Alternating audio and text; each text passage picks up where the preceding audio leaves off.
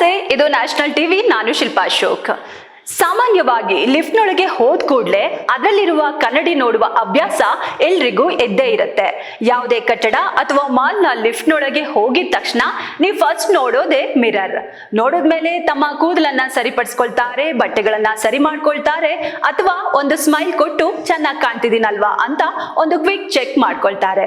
ಹಾಗಿದ್ರೆ ಲಿಫ್ಟ್ ನಲ್ಲಿ ಮಿರರ್ ಇರೋದು ಇದಕ್ಕೇನಾ ಅನ್ಕೊಂಡ್ರೆ ನಿಮಗೆ ಸರಿಯಾಗಿ ಮಾಹಿತಿ ಗೊತ್ತಿಲ್ಲ ಎಂದರ್ಥ. ಯಾಕಂದ್ರೆ ಅದು ಕಚೇರಿ ಆಗಿರಲಿ, ಮಾಲ್ ಆಗಿರಲಿ, ಆಸ್ಪತ್ರೆಯಾಗಿರಲಿ ಅಥವಾ ಹೋಟೆಲ್ ಆಗಿರಲಿ, ಪ್ರತಿಯೊಂದು ಲಿಫ್ಟ್ ನಲ್ಲಿಯೂ ಕಂಡು ಬರುವ ಸಾಮಾನ್ಯ ಸಂಗತಿ ಅಂದ್ರೆ ಅಲ್ಲಿ ಯಾವಾಗಲೂ ಕನ್ನಡಿಯನ್ನ ಅಳವಡಿಸಲಾಗಿರುತ್ತೆ. ಲಿಫ್ಟ್ ನಲ್ಲಿ ಕನ್ನಡಿ ಇರುವುದರ ಹಿಂದೆ ಆಳವಾದ ಚಿಂತನೆ ಮತ್ತು ವೈಜ್ಞಾನಿಕ ಕಾರಣವಿದೆ.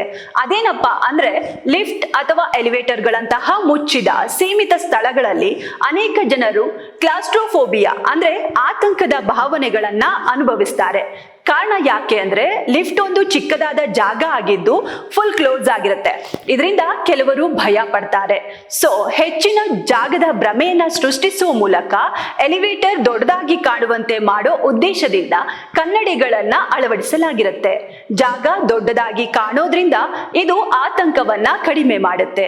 ನಿಮ್ಮ ಸ್ವಂತ ಪ್ರತಿಬಿಂಬವನ್ನ ನೋಡುವುದು ಪರಿಚಿತತೆಯ ಭಾವನೆಯನ್ನ ನೀಡುತ್ತೆ, ಮನಸ್ಸನ್ನ ಶಾಂತಗೊಳಿಸುತ್ತೆ. ಇನ್ನು ಲಿಫ್ಟ್ ನಲ್ಲಿರುವ ಕನ್ನಡಿ ಇದು ಸುರಕ್ಷತಾ ಕ್ರಮವೂ ಹೌದು. ಇದು ಕ್ಯಾಬಿನ್ನ ಪ್ರತಿಯೊಂದು ಮೂಲೆಯನ್ನ ಗೋಚರಿಸುವಂತೆ ಮಾಡುತ್ತೆ. ನಿಮ್ಮ ಹಿಂದೆ ಯಾರು ನಿಂತಿದ್ದಾರೆ ಅಥವಾ ಯಾರು ಬಾಗಿಲನ್ನ ಸಮೀಪಿಸಿದ್ದಾರೆ ಎಂಬುದನ್ನ ನೀವು ಸುಲಭವಾಗಿ ನೋಡಬಹುದು. ಕನ್ನಡಿಗಳು ಬೆಳಕನ್ನ ಪ್ರತಿಫಲಿಸುತ್ತವೆ. ಸಣ್ಣ ಕ್ಯಾಬಿನ್ ಕೂಡ ಪ್ರಕಾಶಮಾನವಾಗಿ ಮತ್ತು ವಿಶಾಲವಾಗಿ ಕಾಣುವಂತೆ ಮಾಡುತ್ತೆ. ಇದು ಲಿಫ್ಟ್ನ ಒಟ್ಟಾರೆ ನೋಟಕ್ಕೆ ಆಧುನಿಕ ಮತ್ತು ಸ್ವಚ್ಛವಾದ ಭಾವನೆಯನ್ನ ನೀಡುತ್ತೆ.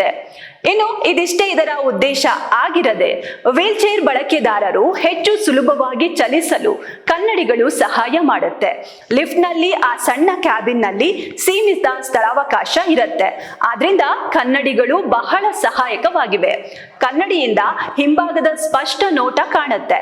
ಇದು ಲಿಫ್ಟ್ ಬಾಗಿಲನ್ನ ಹಿಂದಕ್ಕೆ ಎಳೆಯಲು, ತಿರುಗಿಸಲು ಅಥವಾ ನಿರ್ಗಮಿಸಲು ವೀಲ್ ಚೇರ್ ಬಳಕೆದಾರರಿಗೆ ಸುಲಭಗೊಳಿಸುತ್ತೆ.